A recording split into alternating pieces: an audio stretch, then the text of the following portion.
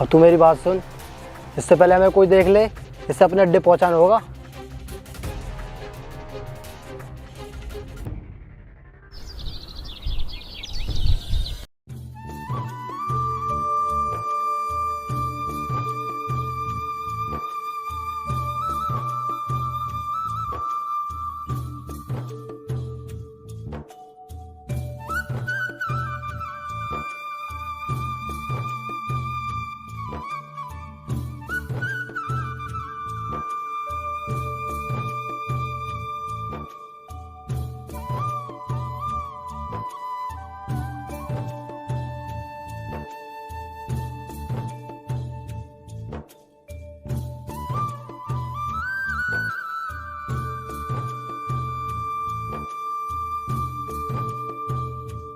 अरे क्या हुआ सुनील, तू इतना उदास क्यों बैठा है? दीदी, हम आज भी होके सोएंगे क्या? भगवान हमें भूल गए हैं क्या? अरे नहीं पगले, भगवान किसी को नहीं भूलते, वो तो बस हमारी परीक्षा ले रहे हैं। तू देखना, एक दिन सब कुछ ठीक हो जाएगा और फिर हमें कभी भी भूखा नहीं सोना पड़ेगा। इसका मतलब दीदी, भगवान हमारे मम्मी पापा को हमारे पास भेज देंगे? नहीं छोटे, ऐसा नहीं होता। जिस इंसान को भगवान एक बार अपने पास बुला लेते हैं ना, फिर उसे दोबारा नहीं भेजते। हमारे मम्मी पापा भगवान के पास हैं और हम जैसों के मम्मी पापा भगवान ही होते हैं। दीदी, और मम्मी पापा भगवान के पास हैं तो मुझे भी भगवान के पास ले चलो। छोटे, भगवान के पास तो मैं भी जाना चाहती हूँ, अपने मम्मी पापा के पास मैं भी रहना चाहती हूँ, लेकिन क्या करूँ, भगवान के पास वही लोग जाते हैं जिन्हें भगवान बुलाते हैं, इसलिए हम भगवान के पास नहीं जा सकते। तो फिर दीदी, भगवान हमें अपने पास क्यों नहीं बुलाते हैं? मुझे नहीं पता मेरे भाई कि भगवान हमें मम्मी पापा के पास क्यों नहीं बुला रहे हैं, क्यों हमें दर दर की ठोकरें खाने के लिए छोड़ दिया है। दीदी, आप रोइए मत, कल को मैं मंदिर जाऊंगा और मंदिर जाकर भगवान से शिकायत करूंगा। मेरे भाई, तू क्या भगवान से शिकायत करेगा? भगवान से शिकायत तो हर कोई करते हैं और भगवान किस किस की सुनेंगे, इसलिए भगवान से शिकायत नहीं, प्रार्थना करनी चाहिए। ठीक है दीदी, अब मैं भगवान से प्रार्थना करूंगा कि वो हमें जल्दी से अपने पास बुला ले। काश भगवान अगर हमारे मम्मी पापा को अपने पास नहीं बुलाते और अगर वो आज जिंदा होते तो मेरा भाई इस तरह की बातें नहीं करता। अब मैं क्या करूं, कैसे समझाऊं अपने भाई को, मेरे तो कुछ भी समझ में नहीं आ रहा। दीदी, क्या सोच रही हो? कुछ नहीं मेरे भाई।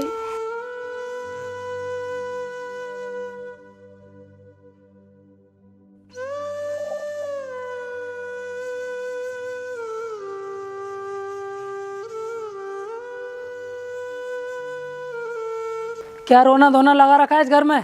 चलो भागो यहाँ से।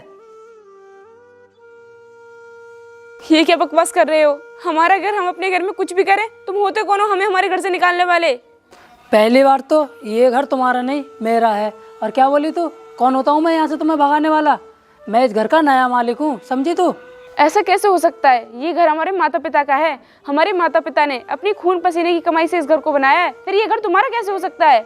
शायद तेरे माँ बाप तुझे ये बताना भूल गए, उन्होंने 2 साल पहले ये घर गिरवी रखकर मुझसे पैसे लिए थे। मेरे माता पिता ने इस घर को गिरवी रखकर पैसे लिए थे, ना कि बेचकर, जो तुम इस घर के मालिक बन जाओगे। बन जाऊंगा नहीं, बल्कि मैं इस घर का मालिक बन चुका हूँ।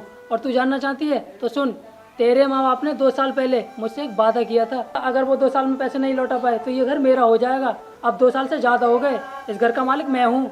देखो चौधरी साहब, अगर हमारे मम्मी पापा जिंदा होते तो वो आपके पैसे लौटाते, लेकिन आज वो जिंदा नहीं है तो उनकी जगह मैं आपके सारे पैसे लौटाऊंगी, लेकिन हमसे हमारा घर मत छीनिए।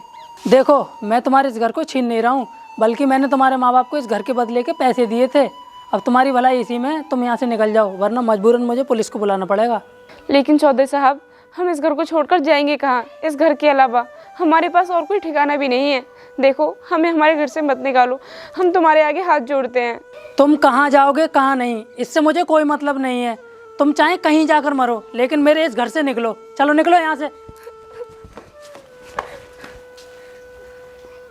चौधरी साहब, हमें इस घर से मत निकालिए, इस घर में हमारे माँ बाप की यादें जुड़ी हुई हैं। भगवान के लिए हम पर ऐसा अन्याय मत कीजिए। 2 कौड़ी की लड़की, तू मुझे बताएगी मैं न्याय कर रहा हूँ या अन्याय? तू यहाँ से जाती है या अभी और पिटेगी? साहब, मेरी दीदी को मत मारो, अभी हम यहाँ चले जाते हैं। चलो दीदी।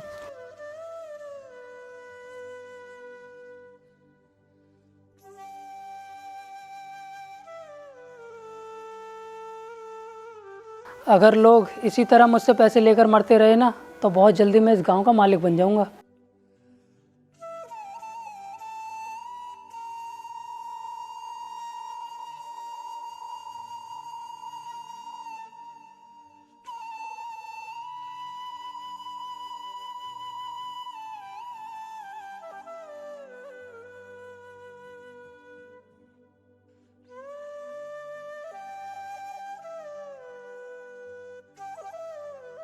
दीदी अब तो हम बेघर हो गए, हमारी जिंदगी कैसे कटेगी और हम कहाँ रहेंगे?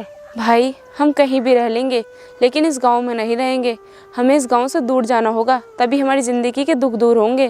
ठीक है दीदी, अब हम यहाँ पर नहीं रहेंगे, चलो कहीं दूर चलते हैं। हाँ चल मेरे भाई चल।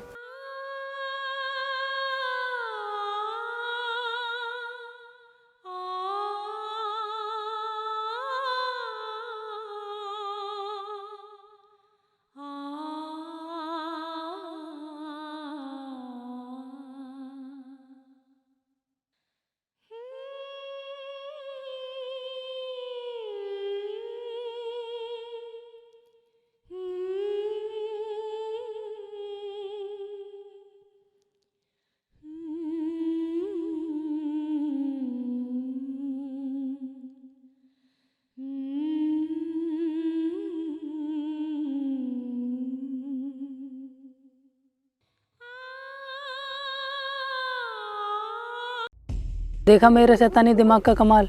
मैंने उन दोनों अनाथ भाई बहन को कितनी आसानी से घर से भगा दिया और उनके घर पे कब्जा कर लिया।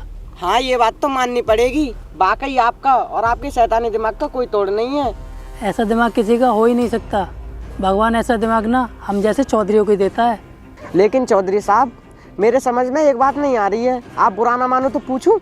तू भी ना यार कैसी बात करता है, मैंने आज तक तेरी बात का बुरा माना है जो अब मानूंगा। चल पूछ, क्या पूछना चाहता है? मैं तो बस ये जानना चाहता हूँ कि उस घर के नकली कागजों को उस लड़की ने असली कागज कैसे मान लिया? क्योंकि वो पढ़ना लिखना भी जानती है। उस लड़की ने पढ़कर नहीं देखा क्या? पहली बार तो उसने पढ़कर नहीं देखा, अगर वो पढ़ भी लेती फिर भी कुछ साबित नहीं कर पाती, समझा तू? हाँ चौधरी साहब मैं समझ गया, आपके शैतानी दिमाग से कोई नहीं जीत सकता। चल फिर अब घर चलते हैं। चलो।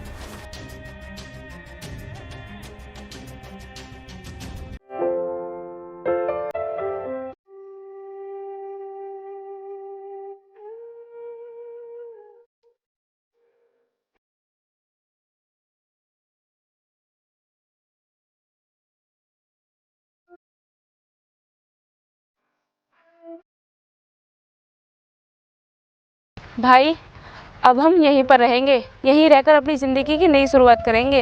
लेकिन दीदी हम तो यहाँ पर किसी को जानते नहीं, मगर रहेंगे क्या गए? तू चिंता मत कर मेरे भाई, हमारे पिताजी के एक दोस्त हैं जो कि यहीं पर रहते हैं। अगर हमने उन्हें ढूंढ लिया ना तो हमारे रहने का ठिकाना हो जाएगा। लेकिन दीदी हम उन्हें ढूंढेंगे कैसे? हाँ सुनील तू बिल्कुल सही कह रहा है, हम तो उनका नाम भी नहीं जानते और बिना नाम के किसी को ढूंढना बहुत ही मुश्किल है। दीदी हमारे पास कुछ खाने को है क्या? मुझे बहुत भूख लग रही है। भूख तो मुझे भी लग रही है मेरे भाई, लेकिन तू फिक्र मत कर, मैं कुछ ना कुछ करती हूँ। तू हिलना मत, मैं बिल्कुल अभी आ रही हूँ। ठीक है दीदी, फिर आप जल्दी आना।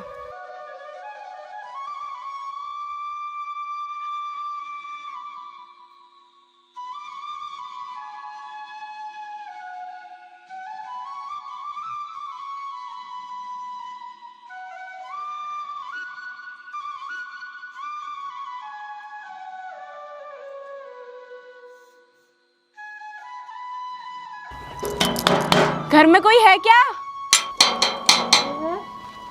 हाँ बोलो क्या है? साहब आपके घर में 2 रोटी हो तो मुझे दे दो, मेरा भाई 2 दिन से भूखा है, हम आपको बहुत दुआएं देंगे। अरे मेरे पास नहीं है रोटी वोटी, चलो जाओ यहाँ से।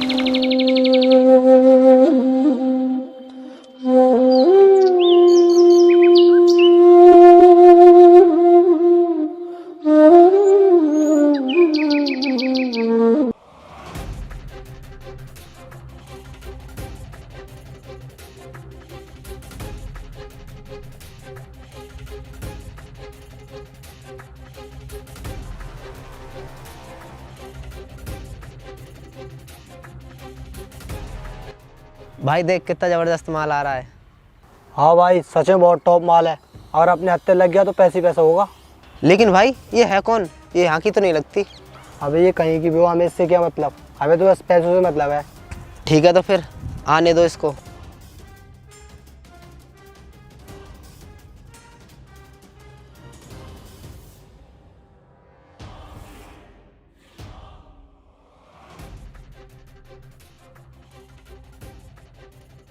अब तू मेरी बात सुन, इससे पहले हमें कोई देख ले, इससे अपने अड्डे पहुंचाना होगा। हाँ, और इस दवाई का असर सिर्फ 10 मिनट रहेगा। हमारे पास दूसरी दवाई की बोतल भी नहीं है। क्या कहा? हमारे पास दूसरी दवाई की बोतल नहीं है? अगर इसे होश आ गया तो क्या होगा? अभी कुछ नहीं होगा यार, बस तू इसे जल्दी से अड्डे पे पहुंचा दे। अड्डे पे जाकर हम इसे ऐसी दवाई देंगे 24 घंटे तक होश नहीं आएगा। चल ठीक है, जल्दी उठा इसे। तेरी पागलपंती की वजह से ना हमें जेल की हवा खानी पड़ेगी। अरे यार, हमें जो करना है जल्दी करो ना, फालतू की बकवास करके दिमाग खराब क्यों कर रहा है? अच्छा, मैं कल की बात कह रहा हूँ, तुझे बकवास लग रही है और इससे तेरा दिमाग खराब हो रहा है। हम जिस काम के लिए आए वही काम नहीं होगा तो दिमाग खराब नहीं होगा तो क्या होगा? तू अपनी बकवास अड्डे पर जाकर नहीं कर सकता क्या? अरे क्या हुआ, कोई परेशानी है क्या? नहीं नहीं, कोई परेशानी नहीं है, तुम जाओ यहाँ से। अगर ऐसी कोई बात नहीं है तो तुम मुंह क्यों छुपा रहे हो? मुझे तो कुछ दाल में काला लगता है। तुम ये बताओ, ये तुम्हारी कौन लगती है?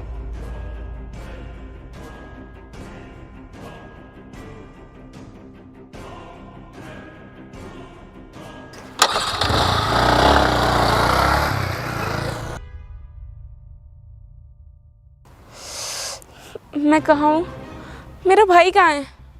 और आप कौन हो? देखो, घबराओ मत, मैं यहीं पर रहता हूँ पास में। वैसे ये बताओ, तुम बेहोश कैसे हो गई? और वो लोग कौन थे तुम्हारे पास जो मुझे देखकर एकदम से भाग गए?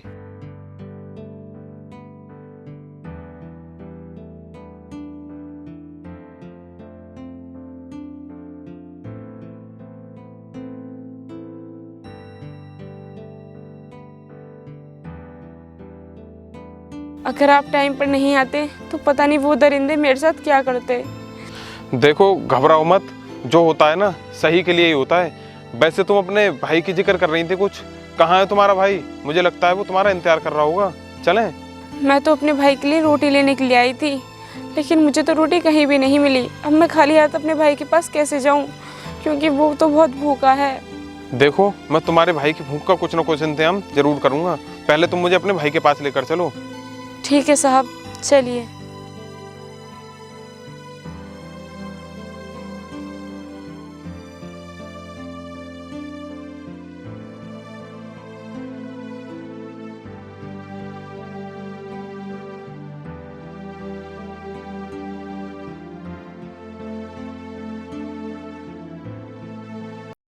सुनील, मेरे भाई, तू ठीक तो है?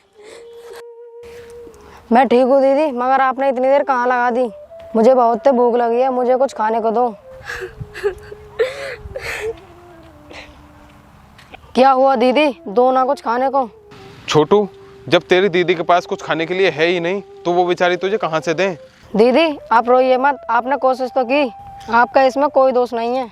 नहीं मेरे भाई, मुझ में ही कुछ कमी है, वरना तू भूख से नहीं तड़पता। तेरी बड़ी बहन होने के बाद भी मैं तेरे लिए कुछ नहीं कर पा रही हूँ। देखो, तुम दोनों बहन भाई रोना बंद करो और मेरे साथ चलो। चल सुनील, साहब तेरे लिए कुछ खाने को देंगे, चल इनके साथ। ठीक है दीदी, चलो।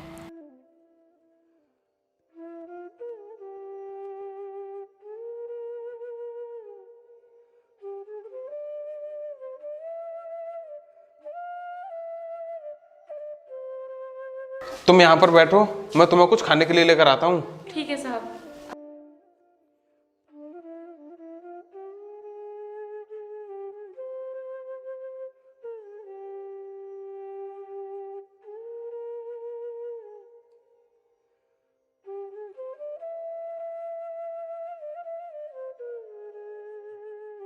ये लो, तुम खाना खा लो, मैं अभी आता हूँ।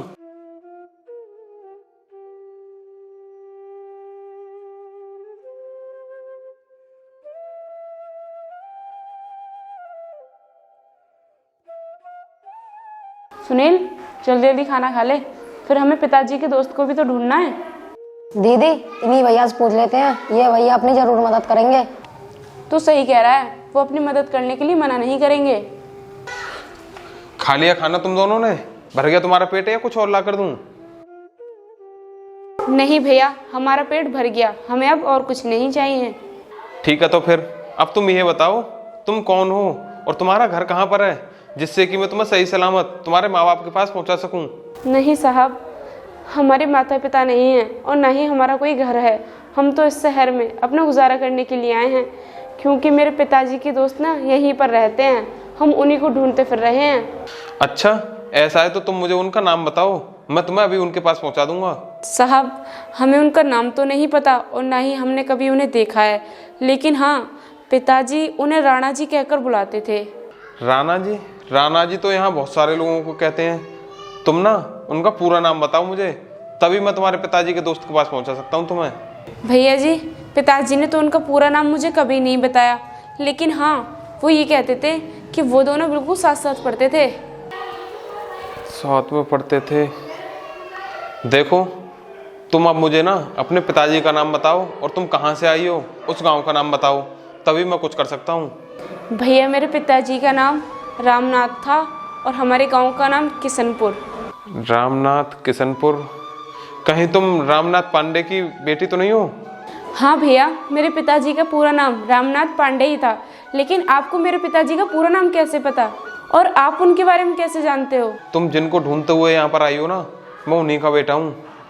मेरे पिताजी तो इस दुनिया में नहीं रहे, लेकिन हाँ, अक्सर वो आपके पिताजी के बारे में बात करते रहते थे। उन्होंने ही मुझे बताया था आपके पापा की और मेरे पापा की दोस्ती के बारे में। क्या भैया, ये आप क्या कह रहे हो? हाँ, मैं सही कह रहा हूँ, लेकिन अंकल जी और आंटी को क्या हुआ था? मेरे मम्मी पापा हम दोनों भाई बहन के लिए कपड़े लेने के लिए जा रहे थे। एक तेज रफ्तार में पीछे से ट्रक आ रहा था। मेरे मम्मी पापा ने किसी और को बचाने के लिए अपनी जान गंवा दी। ट्रक से बचाते हुए? कहीं ये घटना 25 नवंबर की तो नहीं? हाँ भैया, ये घटना 25 नवंबर की है। इसका मतलब वो अंकल आंटी ही थे। ये घटना तो मेरे सामने की ही है। मैं उस आदमी को बहुत अच्छी तरह से जानता हूँ जिसको तुम्हारे मम्मी पापा ने बचाया था। अच्छा भैया, मेरे मम्मी पापा। देखो, तुम रो मत, ये अपने कीमती आंसू मत बहाओ। मुझे अपना तुम भाई मानो, और देखो, मैं तुम्हें अपने दिल से बहन मानता हूँ, और एक भाई अपनी बहन के आंसू कभी नहीं देख सकता। भैया, चौधरी ने हमारा हमसे घर भी छीन लिया। घर छीन लिया? लेकिन ऐसे कैसे घर छीन लिया? कोई वजह तो होगी, ऐसे कैसे कोई घर छीन लेगा? भैया, वजह तो नहीं थी, लेकिन वो कह रहा था कि हमारे पिताजी ने वो घर उसके पास गिरवी रखा था और अब वो डूब चुका है, इसलिए उसने हमारे घर पर कब्जा कर लिया और हमें घर से बाहर निकाल दिया। देखो, मैं तुम्हारे माँ बाप को तो वापस नहीं लेके आ सकता, लेकिन हाँ, अब मैं तुम्हारा घर तुम्हें वापस जरूर दिलवाऊंगा, चाहे मुझे इसके लिए कुछ भी करना पड़े। भैया, आप उस चौधरी से दुश्मनी मोल मत लीजिए, क्योंकि हमने अपने माता पिता को तो खो दिया, हम आपको खोना नहीं चाहते। आप रहने दीजिए। उस चौधरी को भगवान उसके कर्मों की सजा खुद देगा। अच्छा, वो चौधरी इतनी बड़ी तोप है क्या? उस चौधरी ने तुम दोनों को घर से बेघर किया है, उसे तो मैं ऐसे नहीं छोड़ूंगा। हम लोग कल चलेंगे उसके पास, ठीक है? ठीक है भैया।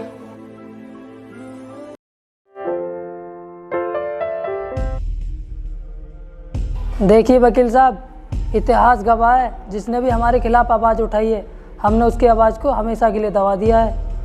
इसलिए आप बेफिक्र होकर कागज़ तैयार कीजिए, बाकी हम सब देख लेंगे, ठीक है ना? क्या हुआ चौधरी साहब? वो वकील काम करने के लिए मना कर रहा है? अगर मना कर रहा है तो मुझे बताओ, मैं उसके बीवी बच्चों को उठवा लेता हूँ। अरे नहीं नहीं, उसकी कोई ज़रूरत नहीं है, वो मान गया है और वो आज ही कागज़ तैयार करके दे देगा। चलो तो ठीक है चौधरी साहब, मैं चलता हूँ, मुझे भीमसेन से कुछ बात करनी है। अरे अजय, वो इंजीनियर आएगा या नहीं? वो हमारा नक्शा बनाकर देगा या नहीं? चौधरी साहब, इंजीनियर से बात हो गई है, जब तक हम प्रोग्राम से वापस आएंगे तब तक वो साइट पर पहुंच जाएगा। जहां तक मुझे उम्मीद है वो आने ही वाला होगा और आज ही हमारा नक्शा तैयार कर देगा। अगर वो आने वाला होगा तो प्रोग्राम में हम बाद में चलेंगे, पहले साइट पर चलते हैं, क्योंकि इंजीनियर आ जाएगा तो नक्शा हम अपने सामने बनवाएंगे। ठीक है चौधरी साहब, जैसे आपकी मर्जी। ठीक है, फिर चलो साइट पर चलते हैं।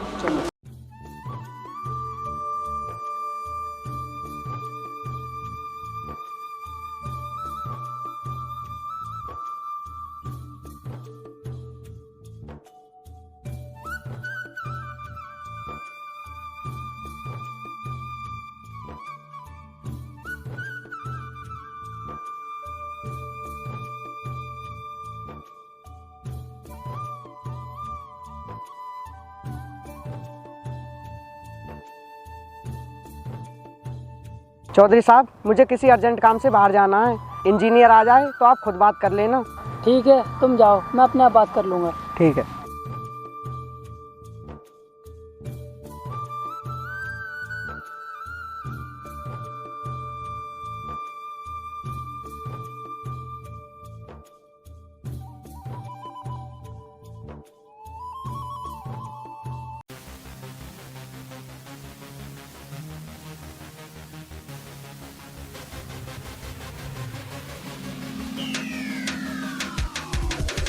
लगता है ये इंजीनियर साहब की गाड़ी आ गई।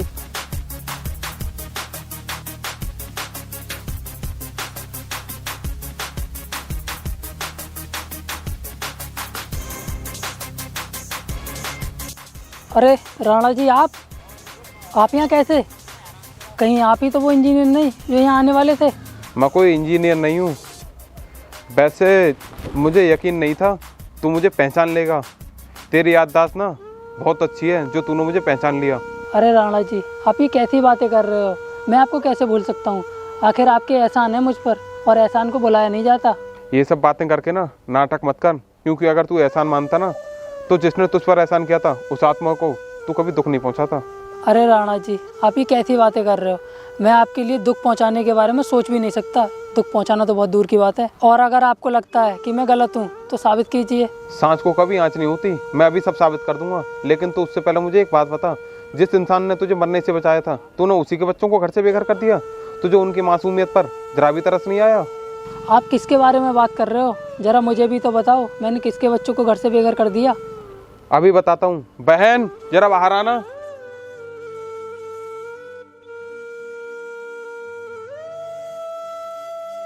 क्यों चौधरी, अब बताओ। और राणा जी, ये तो रामनाथ के बच्चे हैं, ये आपके पास कैसे पहुंच गए? ये मेरे पास कैसे पहुंचे कैसे नहीं, ये तुम मत सोचो। एक बात मेरे कान खोल कर सुन लो, जो एहसान तुम मेरे मानते हो ना, वो मेरे नहीं है, इनके पिताजी के हैं। तुम इनके पिताजी की वजह से बचे हो, समझे तुम? इनके पिताजी ने ही तुम्हें बचाया था। जिस इंसान ने तुम्हें बचाने के लिए अपनी जान दे दी, तुमने उन्हीं के बच्चों को घर से बेघर कर दिया। तुम्हें तो इनकी मदद करनी चाहिए थी। राणा जी, सच में मुझे नहीं पता था कि जिन बच्चों को मैं घर से बेघर कर रहा हूँ उन्हीं के पिताजी की वजह से मेरी जान बची, वरना मैं ये गुनाह कभी नहीं करता। तुझे पहले पता नहीं था, लेकिन तुझे अब तो पता चल गया ना। अब बता तू क्या करेगा? दौलत के नशे में आकर जो गुनाह मैंने किए हैं उनके लिए मैं सज़ा का हकदार हूँ, लेकिन मैंने सबसे बड़ा गुनाह मैंने इनको घर से बेघर करके किया है, जो माफ़ी के लायक नहीं है। और इसलिए मैं इनकी सारी जिम्मेदारी उठाऊँगा और अपनी जायदाद में आधा हिस्सा भी दूंगा। और बताइए मैं इनके लिए क्या कर सकता हूँ? देखो, जिम्मेदारी की तो ऐसी बात है, ये मेरे पापा के दोस्त की बेटी हैं, तो इनकी जिम्मेदारी अब से मैं ही उठाऊंगा। तुम्हारे लिए बस यही काफ़ी है, तुम इनका घर है ना वापस दे दो। और तुमसे बस इतना कहना चाहूँगा कि तुम अपनी ज़िंदगी अब शराफत से जियो। बहन, मैं चौधरी रणवीर सिंह आपके सामने हाथ जोड़कर माफ़ी मांग रहा हूँ, हो सके तो मुझे माफ़ कर देना। चौधरी साहब, हमारे मम्मी पापा ने हमें बहुत अच्छे संस्कार दिए हैं, और वो हमेशा कहते थे कि अगर किसी इंसान से गलती हो जाए और वो अपनी गलती का पछतावा करे तो उसे माफ़ कर देना चाहिए। और मानव धर्म भी यही कहलाता है, इसलिए हमने आपको माफ़ किया। आप यहाँ से जा सकते हैं। ठीक है बहन, अब हम लोग भी चलते हैं। ठीक है भैया, चलो, लेकिन अब हमें कोई बेघर नहीं कहेगा, क्योंकि हमें हमारा घर वापस मिल गया है। चलो चलते हैं। आओ भैया।